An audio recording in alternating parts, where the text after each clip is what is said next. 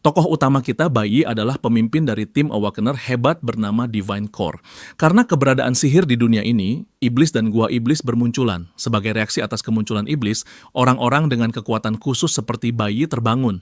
Timnya adalah yang terkuat di organisasi dan mereka sedang menjalankan misi untuk membasmi Raja Iblis, Belelfigor. Belelfigor adalah iblis peringkat SSS dengan 5 elemen, menjadikannya lawan yang sangat tangguh. Bai dan para Awakener lainnya menerima instruksi langsung dari otoritas tertinggi, yaitu para dewa. Saat mereka memasuki gua, Bai berteriak lantang untuk memberitahu anggota timnya bahwa misi telah dimulai.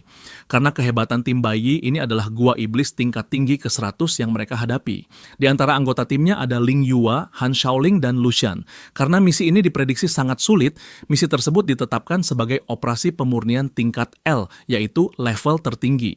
Namun para anggota tim justru bersemangat untuk menjalaninya. Mereka dijanjikan liburan setelah berhasil membersihkan gua iblis dan mengalahkan Raja Iblis Belelfigor.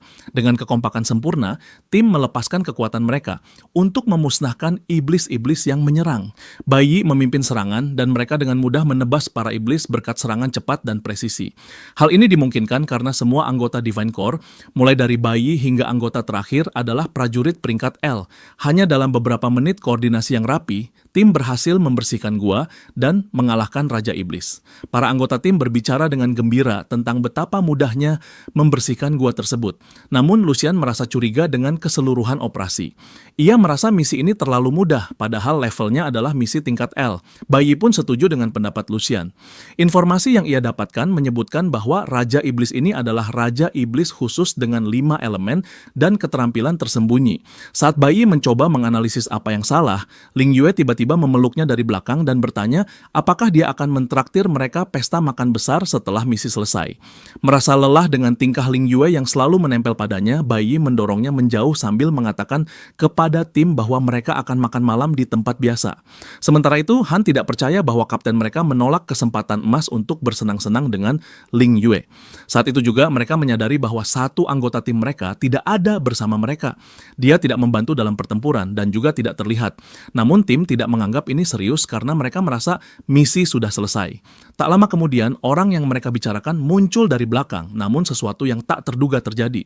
Dia mengangkat tangannya dengan berani dan menyatakan dimulainya operasi pemurnian. Tiba-tiba, Han terkena serangan di kepala dan langsung tewas seketika. Kejutan melanda seluruh tim saat mereka melihat Han terkapar tak bernyawa. Separuh kepalanya hancur dan darahnya mengalir di lantai. Ketika tim masih terkejut, pengkhianat itu mengungkapkan bahwa dia telah ditugaskan menjalankan misi pemurnian langsung dari dewa. Bai kemudian menyadari bahwa dia tidak bisa menggerakkan tubuhnya. Sang pengkhianat menjelaskan bahwa selama sebulan terakhir, Bai dan timnya telah memakan sarapan yang dicampur bubuk pelumpuh. Lalu dia menahan seluruh tim dengan divine skill bernama Forbidden Vines. Hal itu membuat mereka tak bisa bergerak, memberinya keleluasaan untuk menjelaskan rencananya. Ia mengatakan bahwa misi yang diberikan kepadanya adalah untuk melenyapkan seluruh tim, dan untuk itu dia harus mempersiapkannya dengan matang. Bai dan yang lainnya hanya bisa bertanya kenapa dia berkhianat. Pengkhianat itu menjawab bahwa itu adalah titah dewa untuk melenyapkan para prajurit tingkat L. Ia mempererat belitannya pada Ling Yue dan yang lain hingga mereka berteriak kesakitan. Perlahan mereka kehilangan kesadaran, batuk darah sambil terus bertanya kenapa dia tega mengkhianati mereka. Bai mengingatkan bahwa Divine Core tidak pernah melanggar aturan apapun yang pantas dihukum mati. Mereka selalu menaati semua peraturan yang ditetapkan. Bai ingin tahu kenapa mereka harus mati. Dengan arogan, sang pengkhianat berkata bahwa dewa tidak butuh alasan untuk membunuh mereka. Ia berjalan mendekati Bai, lalu setelah mencekiknya dengan belitan, ia menusukkan tinjunya ke dada Bai. Bai tidak bisa mempercayai pengkhianatan ini karena dia sudah menganggap pengkhianat itu sebagai keluarga. Bagaimanapun, mereka telah bersama selama 10 tahun dan nyaris tidak terpisahkan. Pengkhianat itu menertawakan Bai karena dianggap terlalu naif. Ia berkata bahwa dirinya tak pernah menganggap mereka keluarga, sebab sejak awal bergabung dengan Divine Core, ia hanya menjalankan misi dari para dewa. Bai dan timnya hanyalah bidak di tangan para dewa. Pengkhianat itu bergabung hanya untuk mempelajari mereka dan ia memainkan perannya dengan sangat baik. Pada akhirnya, Bai dan timnya kehilangan sisa energi kehidupan mereka dan jatuh ke tanah. Sang pengkhianat berdiri dengan bangga di atas genangan darah, lalu menghabisi Bai dengan tembakan di kepala. Pada hari itu, tepat tanggal 22 Mei tahun 2125, Bai dan tim prajurit tingkat L-nya dibantai. Tubuh mereka tergeletak berserakan di tanah, sementara sang pengkhianat pergi meninggalkan tempat itu, bersiap untuk liburannya. Saat kesadaran bayi tenggelam ke dalam jurang, ia tiba-tiba mendengar suara yang menuntut untuk membuat sebuah perjanjian. Bayi terkejut ketika melihat dirinya terbelenggu rantai di sebuah tempat asing. Di depannya berdiri seorang pria aneh dengan jas dan aura gelap yang mengitarinya. Bayi melihat lebih dekat dan menyadari bahwa pria itu adalah Belelfigor, Raja Iblis. Ia bertanya-tanya bagaimana mungkin Raja Iblis itu masih hidup. Belelfigor mengejek bayi, mengatakan bahwa seorang Raja Iblis berpangkat tinggi seperti dirinya tidak akan mati semudah itu. Ternyata mereka berada di dalam domain jiwanya, dan seluruh kerajaan itu adalah bagian dari energi kehidupannya. Lelah mendengar ocehan sang Raja Iblis, bayi menyarankan agar mereka langsung ke inti pembicaraan. Karena jelas bayi marah atas apa yang terjadi, Raja Iblis itu mengajukan sebuah perjanjian. Belelfigor mengungkapkan bahwa divine skill tersembunyinya disebut regresi kehidupan. Ia memberitahu bayi bahwa ia bisa mengirimnya ke masa lalu, memberinya kesempatan untuk mengubah segalanya. Ia bertanya, apakah bayi tertarik? Dan setelah teringat bagaimana timnya mati di tangan sang pengkhianat, bayi tanpa ragu menyetujui usul Raja Iblis itu. Api kemarahan berkobar dalam dirinya saat ia bersumpah akan membunuh si pengkhianat beserta seluruh Liga Dewa. Raja Iblis itu senang dengan jawaban bayi dan selain membantunya, ia juga memberinya hadiah tambahan, yaitu jantung Belelfigor. Bayi lalu bertanya, mengapa Raja Iblis mau membuat perjanjian dengannya? Namun pertanyaan itu diabaikan sebelum dirinya dikirim pergi. Saat membuka mata, ia mendapati dirinya berada di kelas dengan gurunya, Huang yang sedang berteriak padanya. Bayi ternyata telah kembali ke 20 tahun yang lalu, tepatnya di tahun 2105. Itu adalah 20 tahun sebelum kebangkitannya, ketika ia masih duduk di divisi sekolah menengah Akademi Awakener Nasional. Bayi terkejut menyadari bahwa ia benar-benar kembali ke masa lalu, ke masa sebelum ia awakening. Guru itu menegurnya karena tidur di kelas, terlebih lagi di kelas yang berlangsung sebelum upacara kebangkitannya. Sebagai hukuman, gurunya memerintahkan bayi untuk berdiri di belakang kelas. Masih terkejut dengan kelahirannya kembali menggunakan kemampuan Belelfigor, ia berjalan perlahan ke belakang ruangan. Ia menatap teman-teman sekelasnya yang sudah hampir 20 tahun tidak ia lihat. Guru Huang melanjutkan pelajaran, menjelaskan kepada murid-murid bahwa ada 5 elemen kekuatan di dunia mereka. Kelima elemen itu adalah petir, bunga, awan, nuklir, dan bintang. Tampaknya setiap orang hanya bisa memiliki satu elemen. Guru itu menggunakan dirinya sebagai contoh dengan mengatakan bahwa ia memiliki elemen awan yang langka. Ia kemudian menambahkan bahwa elemen terbagi menjadi beberapa kategori tergantung bagaimana elemen itu menyatu dengan tubuh. Ada 3 kategori, yaitu tempur, pendukung, dan khusus. Dalam penjelasannya, ia memberitahu murid-murid bahwa setiap tim biasanya terdiri dari 5 elemen dengan peran yang berbeda. Tim guild sekolah adalah contoh nyata, karena beranggotakan seorang penyihir bintang, prajurit awan, bard nuklir, dan pembunuh petir. Guru itu memuji murid-muridnya yang dianggap langka di antara banyak orang dan menekankan bahwa hari kebangkitan adalah hari terpenting dalam hidup mereka. Ada hampir 100 profesi awakener yang diketahui.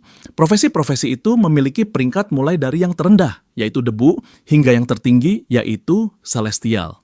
Di antara debu dan celestial ada peringkat bara dan jurang. Untuk membuatnya menarik, para murid hanya memiliki satu kesempatan kebangkitan. Guru itu menjelaskan bahwa status yang mereka dapatkan saat bangkit akan menentukan bagaimana kehidupan mereka ke depannya. Setelah kelas berakhir, para murid keluar untuk bersiap menghadapi kebangkitan. Bayi kemudian bertemu dengan salah satu teman sekelasnya yang biasa ia panggil Empat Mata karena memakai kacamata. Empat Mata sedang diintimidasi oleh seorang murid menyebalkan bernama Hong Changxing. Hong adalah seorang asasin bintang peringkat E yang membuatnya cukup populer di kalangan teman-temannya. Bayi tidak terkejut melihat ini karena bahkan dalam kehidupan sebelumnya, Hong selalu suka menindas orang lain dan mencari masalah. Sebelum Hong bisa menekan Empat Mata lebih jauh, guru muncul di tempat kejadian. Ia menegur Hong dengan mengatakan bahwa mereka berada di sekolah, bukan tempat untuk menindas dan merampok orang. Hong dengan arogan mencoba memutar balikan keadaan dengan mengatakan bahwa Empat Mata yang menabraknya. Ia mengklaim hanya mengambil uangnya sebagai ganti rugi. Dengan berani, ia mengatakan pada Huang bahwa seandainya gurunya tidak cantik, ia sudah membuatnya dipecat. Setelah puas, Hong dan para pengikutnya bersiap pergi. Saat melihat bayi berdiri di jalannya, ia mendorongnya tanpa peduli. Bayi tidak melakukan hal gegabah, melainkan memperhatikan bagaimana guru Huang menolong Empat Mata. Ternyata, Huang adalah guru yang peduli pada murid-muridnya meski tampak keras di luar. Bai teringat bagaimana Huang pernah membantunya dalam kehidupan sebelumnya setelah ia bangkit. Saat itu, Huang diberitahu bahwa giliran kelasnya untuk masuk ke ruang kebangkitan. Seperti seorang ibu, Huang meminta murid-muridnya tetap tenang selama kebangkitan agar terhindar dari cedera. Di dunia ini ada dua metode kebangkitan. Yang pertama adalah metode alami seperti kebangkitan Hong. Itulah mengapa dia begitu sombong. Metode alami biasanya terjadi pada orang-orang dengan fisik kuat dan bakat alami, di mana proses kebangkitan terpicu secara otomatis saat berada dalam kondisi emosi ekstrem. Metode lainnya adalah metode buatan, di mana mereka yang memiliki potensi masuk ke ruang kebangkitan. Ruang itu merupakan hasil karya beberapa ilmuwan terkemuka yang di dalamnya emosi dan adrenalin distimulasi secara intens. Stimulasi itu memaksa kebangkitan tersembunyi dalam diri kandidat untuk aktif. Teman sekelas Bai masuk ke ruang kebangkitan lebih dulu dan mendapatkan profesi School Mystic Mage. Seseorang awakening dengan profesi tingkat biru ember. Akhirnya, giliran Bai tiba dan gurunya menyuruh dia untuk fokus ketika berada di dalam ruangan. Bai mengangguk menerima instruksi gurunya dan melangkah masuk ke ruangan itu. Di kehidupan sebelumnya, Bai awakening sebagai nuclear warrior peringkat I. Itu termasuk dalam kelas Dastir dan dianggap sebagai profesi paling sampah. Awakeningnya saat itu membuatnya terus-menerus dibully hingga akhirnya ia mencapai peringkat S dan memperoleh tipe yang paling langka.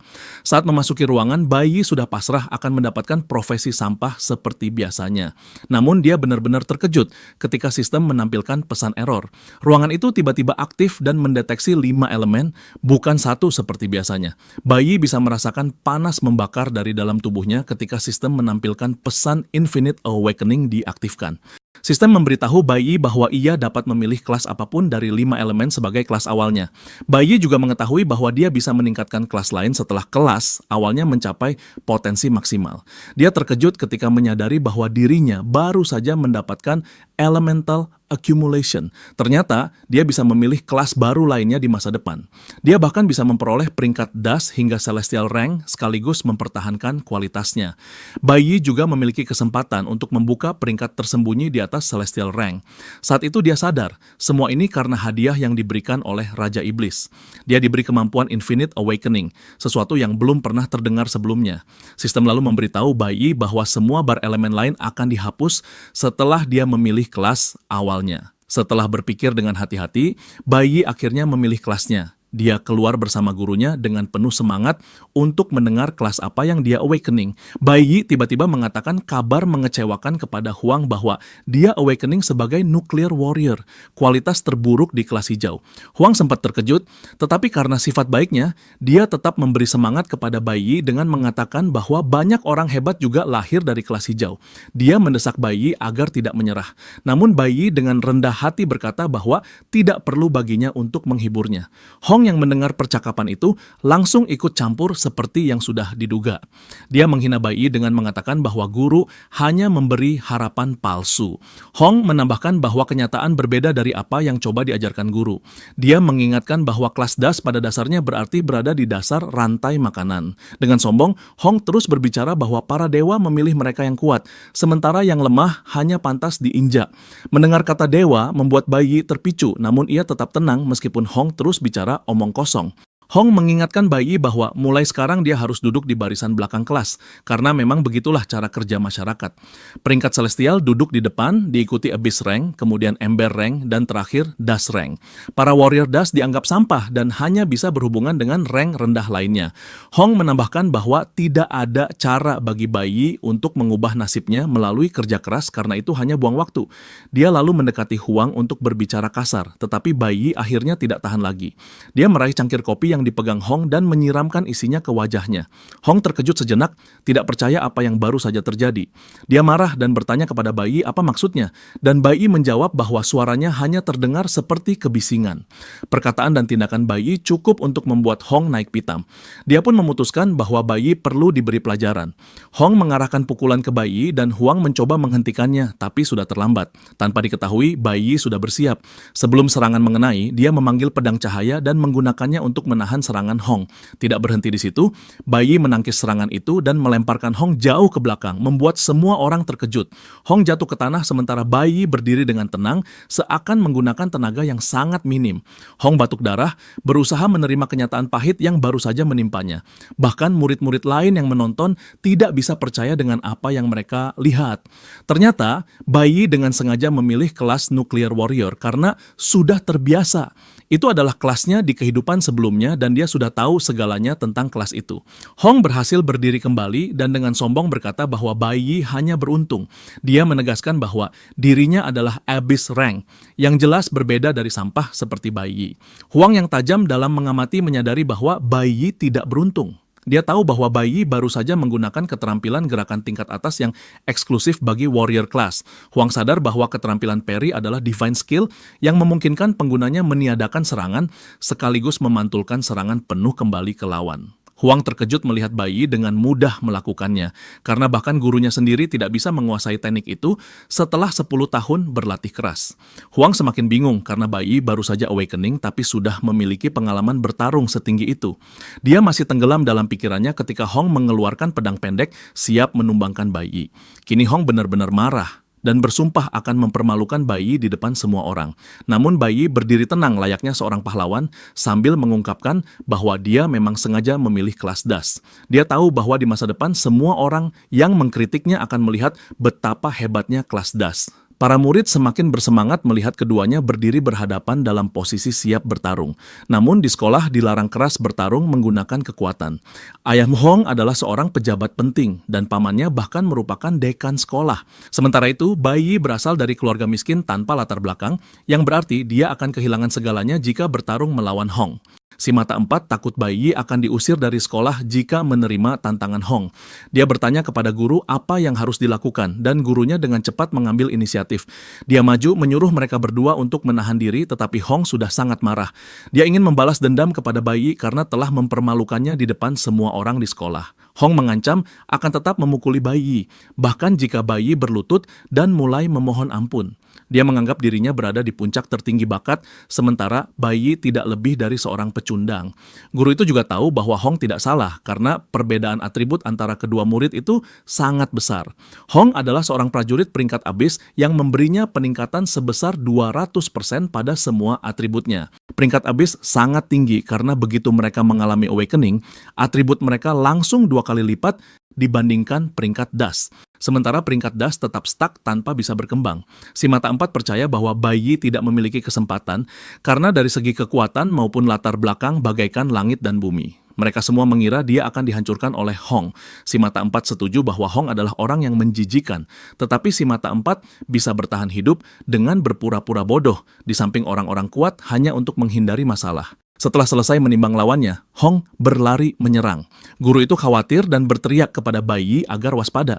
Guru itu mengira Bai Yi berniat menangkis serangan Hong lagi. Dia tahu bahwa hal itu mungkin tidak berhasil karena skill parry menghabiskan banyak stamina saat digunakan. Kecepatan serangan Hong akan membuat parry menjadi sia-sia. Bahkan Hong yakin bahwa dia memiliki keuntungan atas Bai Yi. Namun Bai Yi hanya tersenyum seakan tidak ada hal serius yang datang ke arahnya. Bai Yi sama sekali tidak tertarik untuk menghindar karena dia memiliki kartu lain di tangannya. Tepat ketika Hong sampai di depannya, dia mengaktifkan skill Flash Blink. Itu adalah efek kilatan instan yang memungkinkan penggunanya menembus rintangan di depannya. Semuanya terjadi dalam sekejap mata, dan sebelum Hong menyadarinya, Bai Yi sudah memukul bagian vital tubuhnya. Hong memuntahkan darah sambil mencoba memahami kapan Bai Yi bisa berada di belakangnya. Dia menghantam tanah dengan frustrasi dan rasa malu, sementara para murid yang menonton terkejut. Tidak ada seorang pun yang berhasil menangkap apa yang dilakukan Bai Yi pada Hong. Satu-satunya yang mereka lihat hanyalah Hong terjatuh ke tanah, bahkan guru pun tidak tahu apa yang baru saja terjadi. Namun ketua kelas, Chi Yin, sempat melihat apa yang dilakukan Bai Yi kepada Hong.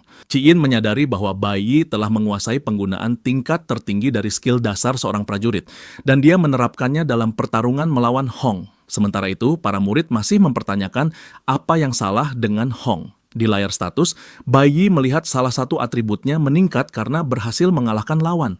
Namun dia tidak terkesan dengan poin yang diberikan karena dianggap terlalu sedikit. Dia tahu bahwa mengalahkan demon adalah satu-satunya cara untuk mendapatkan poin lebih tinggi dan dia berencana melakukannya sesegera mungkin. Masih berjuang di lantai, Hong belum siap menyerah. Dia berkata kepada bayi agar tidak pergi karena dia belum selesai dengannya. Hong meraih pisaunya dan mencoba menyerang bayi dari belakang. Namun sebelum dia bisa mencapai bayi, terdengar suara yang menyuruh mereka menghentikan perkelahian. Ternyata itu adalah dekan sekolah, Hong Lianne, yang juga merupakan paman Hong.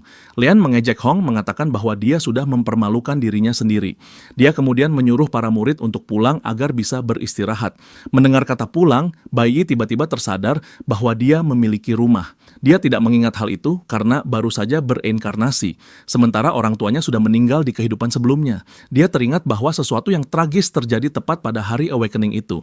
Sebelum dekan sempat berbicara kepadanya, bayi langsung berlari dengan panik.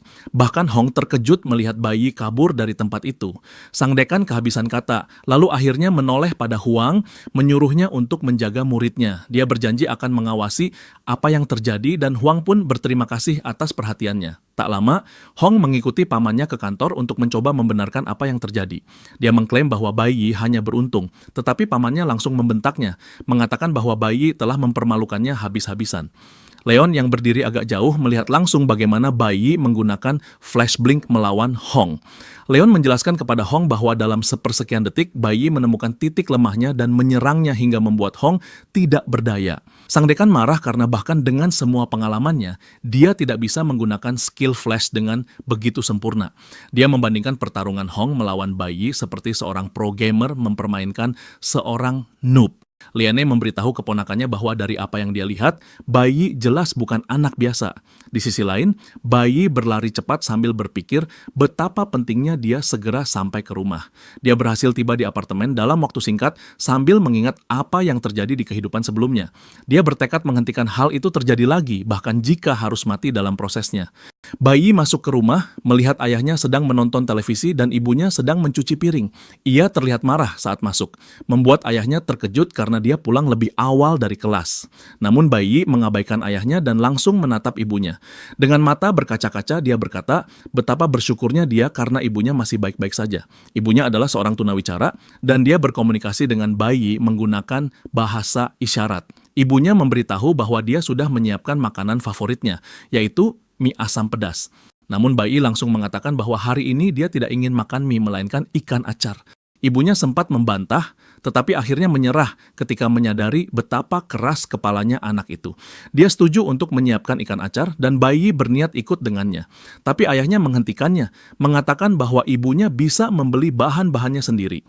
Ayahnya merasa heran kenapa bayi pulang tapi bahkan tidak menyapanya. Dia lalu bangkit, berjalan ke arah tempat dia menyimpan minuman keras, dan bertanya kepada bayi bagaimana awakening-nya berjalan. Ternyata ayah bayi, Billing, adalah seorang prajurit kelas listrik. Dia cukup kuat yang membuatnya berbahaya. Bayi lalu berkata kepada ayahnya bahwa dia tidak mengalami awakening hari itu karena segalanya memakan waktu terlalu lama. Ayahnya menuntut penjelasan mengapa dia pulang lebih awal jika ternyata belum mengalami awakening. Dia tahu bahwa putra temannya sudah mengalami awakening meskipun kecewa dengan kelas yang didapatkan. Sementara itu, Ling Xiang berharap putranya bisa awakening dengan peringkat Abyss. Ling mengklaim bahwa dirinya dahulu juga awakening dengan peringkat Abyss dan dia sudah mencurahkan darah dan keringat untuk membesarkan bayi. Ling sangat marah dengan aura menakutkan yang berputar di sekitarnya. Dia meminta putranya untuk mengungkapkan kelas awakening yang didapatkannya. Bayi benar-benar terhimpit oleh aura ayahnya lalu mencoba berbohong lagi dengan mengatakan bahwa dia belum mengalami awakening. Hal itu hanya membuat ayahnya semakin murka dan dia menghantamkan botol minumannya ke kepala bayi. Ketika akhirnya dia mengetahui bahwa bayi awakening dengan peringkat das, kemarahannya semakin meledak hingga dia berteriak kepada bayi. Ling memang dikenal sebagai pria kasar yang tidak bisa mengendalikan emosinya. Di kehidupan bayi sebelumnya, setelah sang ayah tahu bahwa dia hanya awakening Ling di peringkat das, dia menjadi marah sekaligus malu. Dia menempuh jalan kekerasan dengan memukul bayi, tetapi ibunya seperti biasa selalu mencoba melindunginya. Bayi tidak bisa melakukan apa-apa karena dia hanyalah anak lemah, hanya mampu menangis menyaksikan ayahnya memukuli ibunya selama 1 jam penuh. Pukulan itu begitu brutal hingga ibunya mengalami gangguan mental karena hantaman di kepalanya. Bayi hanya bisa menangis melihat ibunya babak belur di kehidupan sebelumnya. Namun kini, setelah dia terlahir kembali, bayi bertekad untuk mengubah segalanya. Meskipun begitu, dia menyadari bahwa dirinya belum memiliki kekuatan untuk menantang ayahnya, karena jelas membutuhkan waktu untuk naik level. Ayahnya jauh lebih kuat, seorang prajurit kelas abis peringkat C. Bayi tidak mungkin bisa berharap mengulang strategi yang digunakannya saat melawan Hong di sekolah. Ayahnya berada di level berbeda dengan pengalaman tempur nyata. Bayi pun menyadari kenyataan pahit bahwa dirinya belum memiliki kemampuan untuk menyentuh ayahnya.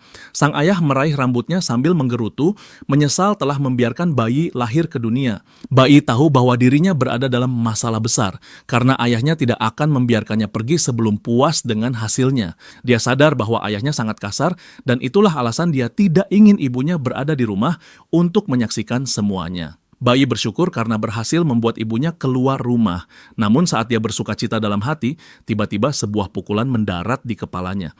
Situasi langsung berubah, semakin buruk ketika terdengar suara seseorang masuk ke rumah. Ternyata itu adalah ibunya yang justru ingin bayi cegah agar tidak melihat kekerasan itu. Ibunya terkejut melihat kondisi putranya tergeletak di lantai sementara Ling Xiang terus menghantam kepalanya tanpa ampun. Rupanya ibu bayi bergegas pulang lebih cepat agar bisa memberi makan anaknya yang lapar. Itulah sebabnya dia kembali begitu cepat. Bayi ketakutan melihat ibunya kembali ke rumah, takut sejarah akan terulang. Seperti yang diduga, Ling Xiang langsung mengalihkan perhatian kepada wanita malang itu, siap melakukan apapun yang dia mau. Dalam sebuah kilas balik, bayi terlihat duduk di dalam sel penjara. Ternyata, di kehidupan sebelumnya, bayi berhasil naik dari tier hijau hingga tier platinum, menjadikannya yang pertama mencapainya. Karena prestasi itu sangat luar biasa, teman satu selnya bertanya-tanya mengapa dia di penjara. Itu bukan penjara biasa, melainkan tempat bagi mereka yang dijatuhi hukuman mati. Satu-satunya kalimat yang keluar dari mulut bayi adalah bahwa dia pantas mati karena telah memukuli ibunya hingga tewas. Kini di masa sekarang, sejarah hampir saja terulang di depan matanya. Ling terus menunjukkan kegilaannya, sementara ibu bayi berlari mendekat untuk menolong putranya. Bayi menganggap dirinya sedikit lebih kuat dibanding orang biasa karena tidak mungkin orang biasa mampu bertahan dari pukulan ayahnya. Ibunya berusaha menolongnya sambil melindunginya dari amukan sang ayah. Ling Xiang terus melampiaskan amarah, berkata bahwa dia dulu bahagia saat tahu istrinya hamil. Dia percaya bahwa itu adalah saat keluarga B akan kembali berjaya, karena dua saudaranya yang lain tidak bisa memiliki anak laki-laki. Dia yakin para leluhur menaruh harapan padanya untuk mengembalikan kejayaan keluarga. Namun yang datang justru membuatnya jijik. Putranya yang sangat dia harapkan ternyata awakening dengan kelas terburuk, yaitu peringkat das. Ling Xiang berteriak pada istrinya, mengingatkan bahwa bayi bahkan tidak bisa naik level dengan peringkat itu karena kelas tersebut sampah. Ling menyalahkan semuanya pada istrinya, berkata bahwa bayi mendapatkan kelas sampah karena gen istrinya. Dia lalu kehilangan kendali, mengangkat tangannya hendak memukul istrinya. Namun bayi tidak akan membiarkan hal itu terjadi. Dia menggunakan flash blink untuk menembus tubuh ibunya dan memblokir serangan ayahnya. Ling terpental ke belakang, lalu tersenyum melihat putranya berusaha bertingkah layaknya pahlawan. Ibu bayi merasa sangat khawatir karena dia tahu apa yang akan terjadi selanjutnya. Ling bangkit dengan sombong, berjalan menuju putranya dengan niat menghajarnya habis-habisan. Bayi berencana menggunakan serangan parry pada ayahnya. Namun sebelum sempat mengaktifkan skill itu, tinju ayahnya sudah lebih dulu menghantam, menembus pedangnya dan mendarat di wajahnya. Bayi memuntahkan darah, pahit menyadari betapa besar perbedaan kekuatan mereka. Bahkan sebelum sempat menarik napas, sebuah pukulan lain datang lagi. Dia menangkisnya dengan kedua tangan, tapi guncangannya tetap menghantam tulangnya hingga merusak rusuknya. Ling kemudian menyiapkan serangan kuat lain untuk menundukkan putranya. Dia marah karena putranya berani melawannya. Bayi melihat pukulan itu datang, tapi tidak mampu menghindar atau menangkis. Dia hanya menutupi kepalanya dengan kedua tangan ketika pukulan itu mendarat. Ling berkata bahwa bayi pantas mati karena awakening dengan kelas sampah. Namun bayi masih berdiri karena dia tidak rela sejarah terulang lagi. Ling semakin murka melihat bayi tetap berdiri menentangnya. Dia mengejeknya, bertanya apakah dia mengira dirinya benar-benar hebat hanya karena baru saja mengalami awakening. Ling meraih kursi, bersiap untuk menghantam putranya dengan benda itu. Ibu bayi memeluk putranya erat-erat, keduanya bersiap menerima pukulan. Namun tiba-tiba terdengar suara lantang dari luar rumah yang memerintahkan mereka untuk membuka pintu. Ling merasa kecewa karena seseorang datang tiba-tiba dan mengganggu apa yang sedang dia lakukan. Sebaliknya, ibu bayi memeluk putranya dengan rasa lega karena setidaknya mereka mendapat sedikit waktu untuk bernapas. Namun bayi tidak terkejut mendengar pintu diketuk karena memang dialah yang berada di balik semua itu. Ling Xiang berlagak keras saat membuka pintu, hingga akhirnya dia sadar siapa yang datang. Dua pria bertubuh kekar berdiri di depan pintu dan bertanya, mengapa Ling Xiang begitu lama membuka? Kedua pria itu adalah Lang dan Chen Jinwu. Mereka adalah investigator inspektorat. Liang adalah wakil kapten dengan peringkat merah A, sementara Chen Jinwu adalah peringkat biru C. Ling terkejut melihat keduanya, lalu dengan tubuh gemetar dia bertanya apa yang mereka lakukan di rumahnya. Liang menunjukkan foto seorang buronan bernama Snow, lalu menanyakan pada Ling Xiang apakah dia pernah melihatnya. Kantor polisi menerima laporan bahwa Snow terlihat di sekitar gedung itu. Itulah sebabnya mereka melakukan penggeledahan dari rumah ke rumah untuk memastikan laporan tersebut. Ling merasa lega mendengar bahwa kedatangan mereka bukan karena dirinya. Dia segera tersenyum dan mengatakan bahwa dia tidak pernah melihat Snow. Karena Snow sangat terkenal dan sering muncul di televisi, Ling meyakinkan mereka bahwa jika suatu hari dia melihatnya, dia pasti akan melaporkannya. Namun saat itu juga, Liang menyadari kondisi bayi yang terlihat babak belur. Dia bertanya pada Ling bagaimana hal itu bisa terjadi. Ling berbohong dengan mengatakan bahwa putranya ceroboh dan jatuh saat membeli bahan makanan. Dia bahkan menepuk bahu Liang sambil berkata agar tidak perlu khawatir dengan hal sepele semacam itu. Namun sebelum dia menyelesaikan kalimatnya, bayi langsung menyela, mengatakan kepada petugas bahwa ayahnya berbohong. Dengan berani, bayi menyatakan bahwa ayahnya lah yang telah memukulnya hingga penuh luka. 18 menit sebelumnya, bayi memang sudah menggunakan telepon umum di apartemen untuk menelepon polisi, mengatakan bahwa dia melihat Snow di sekitar gedung. Dia tahu bahwa polisi tidak akan main-main dengan berita yang menyangkut Snow. Meski tidak menyangka mereka akan datang secepat itu, bayi merasa lega karena kedatangan mereka berhasil membelikan waktu untuk menyelamatkan dirinya. Ling mencoba mengalihkan pembicaraan, mengatakan kepada Liang dan rekannya bahwa anaknya hanya bercanda. Dia berbohong dengan mengatakan bahwa dia bahkan tidak punya kekuatan untuk memukul putranya. Namun bayi tidak membiarkan kebohongan itu berkembang. Dia dengan tegas berkata bahwa ayahnya menghantam kepalanya dengan botol anggur, lalu mengenai lengannya dengan bangku. Bayi terus menunjukkan bagian tubuhnya yang penuh luka, lalu mengatakan pada petugas bahwa mereka bisa memeriksa tubuhnya untuk memastikan. Dia bahkan mengutip aturan hukum, mengatakan bahwa setiap awakener yang tidak mampu mengendalikan perilaku kekerasan dan melukai orang lain wajib ditahan di penjara awakener selama 15 hari. Para polisi terkejut sekaligus kagum dengan pengetahuan bayi. Ling menoleh ke arah putranya dengan penuh kebencian. Dengan semua pengakuan yang diberikan bayi, Liang tidak punya pilihan selain menangkap Ling. Ling langsung ditahan oleh petugas, dan saat dia berusaha meraih putranya, polisi memperingatkannya agar tenang atau mereka akan menggunakan kekerasan. Ling diseret keluar rumah, namun masih sempat mengancam akan menghajar putranya setelah dia bebas dari penjara. Bayi mengabaikannya dan menutup pintu setelah ayahnya dibawa pergi. Begitu keadaan aman, ibu bayi langsung berlari memeluk putranya. Bayi merasa lega karena berhasil menyelamatkan ibunya. Namun, dia hanya punya waktu 15 hari untuk menjadi lebih kuat. Dia berjanji kepada ibunya bahwa Ling tidak akan pernah menyentuhnya lagi. Sebelum ayahnya benar-benar dibawa pergi, bayi berhasil mengambil kunci brankas dari tubuhnya. Dia tahu bahwa ayahnya menyimpan sesuatu yang penting di dalam sana, sesuatu yang membuatnya mampu naik dari peringkat E menjadi peringkat C. Kemudian bayi menuju brankas itu dan menggunakan kunci yang dia ambil untuk membukanya. Isi brankas itu adalah rahasia yang baru bayi ketahui setelah ayahnya meninggal di kehidupan sebelumnya. Dia membuka brankas dan mengeluarkan sebuah pedang mengerikan yang tersembunyi di dalamnya. Bayi berencana menggunakan pedang itu untuk menghadapi gua-gua demon. Karena hanya Demon Caves yang bisa meningkatkan kelas miliknya, bayi tahu dia tidak punya pilihan lain. Namun ada masalah besar. Demon Caves berada di bawah yurisdiksi para dewa dan hanya anggota guild yang bisa masuk ke dalamnya. Satu-satunya tempat yang bisa bayi masuki hanyalah Demon Caves yang dikelola sekolah. Selain itu, dia juga masih bisa mengakses Hidden Demon Cave yang diketahuinya di kehidupan sebelumnya. Tanpa buang waktu, bayi langsung menuju Hidden Demon Demon Cave itu dengan tekad untuk melampaui semua orang secepat mungkin. Sementara itu, di ruang tahanan inspektorat, para petugas sedang membicarakan tentang laporan kemunculan Snow yang ternyata hanya alarm palsu. Namun mereka tidak merasa marah karena selalu siap memeriksa setiap hal yang berkaitan dengan Snow. Saat mereka sedang berbincang, Link mencoba menyuap mereka agar bisa dibebaskan. Liang sangat jijik dengan perilaku Link, apalagi dia pernah menjadi anggota guild. Para petugas memperingatkan bahwa keadaannya akan semakin buruk jika tuduhan penyuapan ikut ditambahkan. Mereka menyuruhnya diam dan menunggu malam itu, karena besok pagi dia akan dikirim ke penjara Awakener. Link kembali dipenuhi amarah dan semua kebenciannya kembali tertuju pada putranya. Namun Bai Yi tahu dengan jelas bahwa ayahnya akan bebas dalam 15 hari. Itulah sebabnya dia sudah mempersiapkan diri untuk menghadapi Demon Caves agar bisa naik level. Demon Caves adalah ruang lain yang sejajar dengan dunia mereka, yang hanya bisa diakses melalui pintu yang muncul entah dari mana. Begitu ditemukan, Demon Caves biasanya langsung dikuasai oleh guild, karena di dalamnya terdapat monster iblis dan mineral iblis.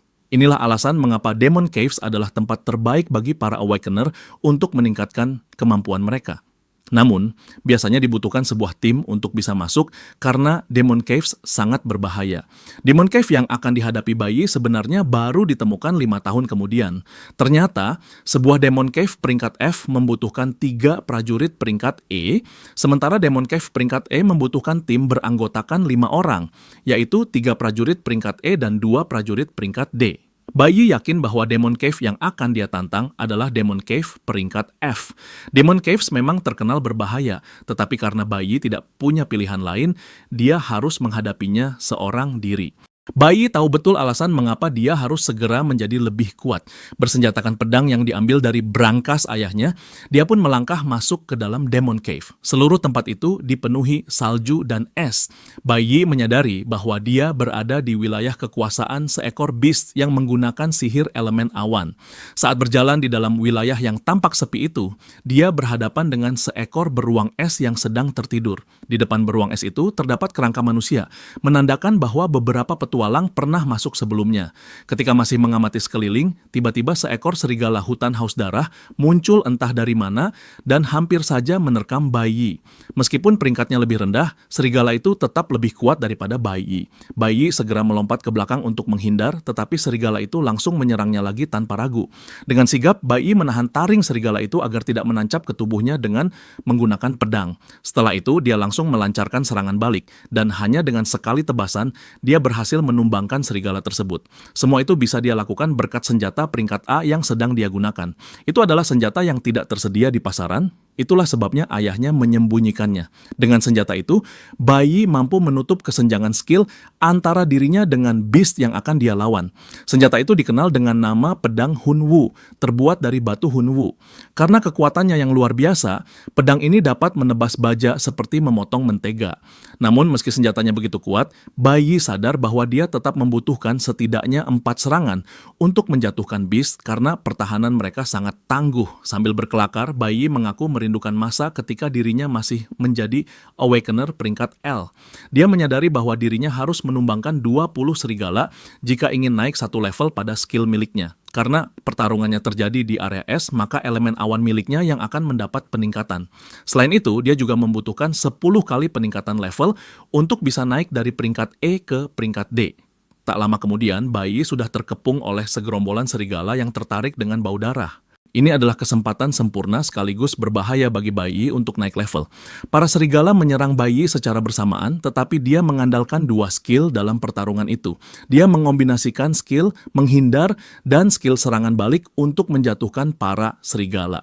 Dengan lincah, Bai Yi bisa bergerak tanpa terkena serangan sekaligus melukai para beast. Dia berhasil menumbangkan kelompok serigala pertama dan setiap kill memberinya 52 poin pengalaman. Selain itu, dia juga memperoleh taring serigala selama pertarungan. Setelah berhasil menghabisi satu kelompok penuh, kini Bai Yi harus menghadapi Raja Serigala. Dengan kelincahan dan kecepatan, dia memberikan beberapa tebasan ke tubuh serigala raja itu, tidak memberinya kesempatan untuk pulih. Raja Serigala pun akhirnya tewas karena luka-lukanya, dan Bai Yi memperoleh 56 poin tambahan. Karena berhasil mengalahkan Raja Serigala, dia juga mendapatkan Snow Wolf Diamond. Setelah membersihkan kelompok beast pertama, Bai Yi sudah memiliki cukup poin pengalaman untuk naik ke peringkat D. Selain poin pengalaman, dia juga mendapatkan 12 atribut tambahan yang bisa dia alokasikan sesuai keinginannya. Setelah mengalokasikan atribut itu, Bai Yi menyadari bahwa dirinya sudah merasa kelelahan hanya setelah menumbangkan 20 serigala. Dia kecewa dengan betapa lemahnya tubuh peringkat E. Selain itu, dia tahu bahwa dia harus mendapatkan sebuah dimensional backpack untuk menyimpan loot miliknya agar tidak hilang. Bai Yi juga mengakui bahwa menghadapi Demon Cave sendirian benar-benar sangat sulit. Mengenai Snow Wolf Diamond yang dia dapatkan, itu adalah permata tahan lama yang digunakan untuk membuat senjata khusus. Selain itu, harganya juga sangat mahal di pasaran. Bai Yi tahu bahwa satu-satunya cara untuk bisa mengakses Demon Cave tingkat tinggi adalah dengan bergabung ke Divine Corps. Karena Sekolah Awakening berada di bawah naungan guild, mereka sering mengirim perwakilan untuk mencari calon prajurit berbakat. Menjadi impian setiap murid untuk lulus dengan hasil gemilang agar bisa masuk ke sebuah guild. Namun, jika seorang murid sial dan dikeluarkan dari timnya, maka karirnya kemungkinan besar akan berakhir. Hal inilah yang dialami oleh ayah Bai Yi yang membuatnya terjebak di peringkat C selamanya. Melihat kondisi dirinya saat ini, Bai Yi sadar bahwa dia akan menghabiskan lebih banyak stamina jika terus melawan beast sendirian. Ditambah lagi, tubuhnya sudah sangat kelelahan. Tanpa diduga, sekawanan serigala lain tiba-tiba muncul. Bai Yi memutuskan untuk menggunakan trik yang dia siapkan. Dia berlari kencang dan membuat para serigala itu mengejarnya. Dia memimpin mereka masuk ke hutan, lalu menebang beberapa pohon untuk menciptakan ruang gerak. Kegaduhan itu kemudian menarik perhatian beast penghuni hutan, yaitu Cloud Python. Kini Bai Yi harus menghadapi serigala sekaligus ular python. Untuk keluar dari situasi sulit itu, Bai Yi segera menjalankan rencananya. Dia menciptakan sebuah ledakan keras dengan harapan membangunkan satu beast tertentu yang dia butuhkan agar rencananya berhasil. Rencananya berjalan sesuai harapan, beruang es yang sedang tertidur pun muncul dengan amarah besar. Beruang itu begitu murka sehingga menyerang apapun yang terlihat di hadapannya. Para serigala dan python pun tak luput dari amukan beruang itu. Mereka semua dihantam habis-habisan. Sementara beruang sibuk menghancurkan mereka, Bai Yi melakukan penyelesaian dari belakang dan itu memberinya banyak poin XP tambahan. Bai Yi terus melanjutkan taktik itu, memperoleh poin XP sekaligus mendapatkan loot berupa taring python dan taring serigala. Dia berhasil memanfaatkan kelemahan para beast yang hanya mengandalkan kekuatan tanpa kecerdasan. Mereka hanyalah otot tanpa otak. Dengan menggunakan beruang melawan serigala dan ular piton, Bai Yi mampu menghemat staminanya. Namun, dia tetap harus menjadi orang yang menghabisi para monster itu jika ingin mendapatkan poin XP. Setelah bertarung selama beberapa menit, Bai Yi sudah kelelahan. Dia memutuskan untuk melanjutkan ke tahap berikutnya dari rencananya. Begitu para monster berbaris di depannya, dia menghantam lantai es dan memecahkannya untuk membunuh mereka. Sejak awal pertarungan, dia sudah menganalisis medan pertempuran untuk melihat keuntungan dan kelemahannya. Dia menyadari bahwa mereka tidak bertarung di atas danau beku, melainkan di jembatan es yang menggantung di antara dua tebing. Rencana brilian ini berhasil menyingkirkan hampir semua monster sekaligus. Bai Yi kelelahan, tetapi dia masih harus menghadapi beruang es dan sisa-sisa kawanan serigala. Sistem kemudian membuka sebuah gelar baru untuknya. Dia disebut sebagai 1 melawan 100, dan dengan gelar ini, statistiknya meningkat 10% karena dia bertarung melawan banyak musuh. Namun Bai Yi tidak terlalu mengkhawatirkan beruang es tersebut. Dia tahu bahwa setiap gua pasti memiliki bos terakhir dan dia sudah memperkirakan kemunculannya.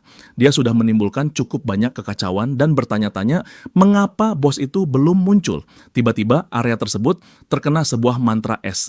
Sebelum dia bisa bereaksi, dia dan para monster di depannya terkena serangan itu. Bai Yi kemudian menyadari bahwa perkiraannya salah. Bos terakhir sudah awakening, hanya saja sedang menunggu saat yang tepat ketika Bai Yi dan para monster lain kelelahan untuk melancarkan serangannya. Bai Yi dan para monster berkumpul di satu titik, membuat mereka sulit melarikan diri dari mantra itu. Bai Yi mencoba bergerak, tetapi mantra itu sudah mengenainya. Kedua kakinya sudah membeku, dan dia menyadari bahwa jembatan es juga merupakan bagian dari jebakan bos terakhir. Bos terakhir menyiapkan segalanya agar bisa muncul dan memanen semua hasil sekaligus. Saat itulah Bai Yi benar-benar sadar bahwa bos terakhir gua ini adalah makhluk yang cerdas. Bos terakhir gua itu adalah Kera Iblis Azure Forest, dan ia juga memiliki beberapa kera lain sebagai pengawalnya. Hampir seluruh tubuh Bai Yi tertutup es, membuatnya tidak bisa bergerak, sementara kera iblis itu menampilkan senyuman jahat. Ternyata, gua ini memang ditetapkan sebagai gua berisiko tinggi yang biasanya memerlukan sekelompok prajurit peringkat E untuk menantangnya. Dengan tubuhnya yang sepenuhnya membeku, bayi takut bahwa dia bisa mengalami hipotermia yang akan menjadi akhir hidupnya. Bos kera itu mengangkat tangannya dan menunjuk ke arah bayi, memerintahkan para keranya untuk menyerang bayi yang sudah tak berdaya. Menyadari dirinya terjebak, bayi akhirnya menggunakan Divine Skill Parry. Karena Divine Skill Parry membutuhkan timing yang tepat saat menangkis serangan, dia mengaktifkan Divine Skill Parry sekaligus Divine Skill Shatter, memecahkan es dan menangkis serangan yang datang. Meskipun bayi berhasil keluar sementara dari situasi itu, dia tahu dirinya dalam mesti masalah karena sebagian besar staminanya sudah terkuras. Divine Skill Shatter bekerja ketika seorang awakening menggunakan seluruh energinya untuk keluar dari efek kontrol, tetapi hal ini menghabiskan stamina yang sangat besar. Bayi menyimpulkan bahwa kera iblis itu butuh waktu sebelum bisa menggunakan ultimate skill lagi, dan dia harus membunuhnya sebelum hal itu terjadi. Tak lama, kera iblis itu memerintahkan beruang es dan serigala untuk menyerang bayi. Karena elemen nuklir sulit berkembang bersama elemen awan, bayi tahu peluangnya untuk menang sangat kecil. Staminanya rendah dan dia semakin kelelahan. Kera iblis itu hanya duduk seperti penjahat sejati sambil memerintahkan para bawahannya. Bayi sangat sadar bahwa dirinya akan menemui ajal jika lebih banyak monster datang menyerangnya. Dia masih berusaha memikirkan cara keluar ketika salah satu kera menyerangnya dengan pentungan, mencoba menghantamnya. Bayi hanya berhasil menangkis serangan itu, tetapi tubuhnya terdorong mundur hingga lututnya tergores lantai es, berusaha menjaga keseimbangan dengan pedang pendek yang menancap ke es. Serangan mendadak itu membuat bayi kehilangan seluruh tenaganya, menempatkannya pada kerugian besar. Beruang es bahkan terus meraung ke arah bayi semakin melemahkannya. Salah satu beruang melemparkan bongkahan es ke arah bayi, namun dia berhasil membelahnya. Namun udara dingin tidak membantu karena stamina bayi hampir habis sepenuhnya. Begitu kera iblis itu menyadari bahwa stamina bayi hampir habis, ia langsung mengeluarkan ultimate skill lainnya, badai es. Bayi terkejut melihat hal itu karena dia tidak menyangka ultimate kera iblis memiliki waktu pemulihan yang begitu cepat. Matanya membelalak ngeri menatap serangan yang datang. Hal ini membuatnya teringat pada kehidupan sebelumnya ketika dia menghadapi situasi hidup dan mati, di mana dia mengembangkan insting untuk mengenali peluang yang tepat.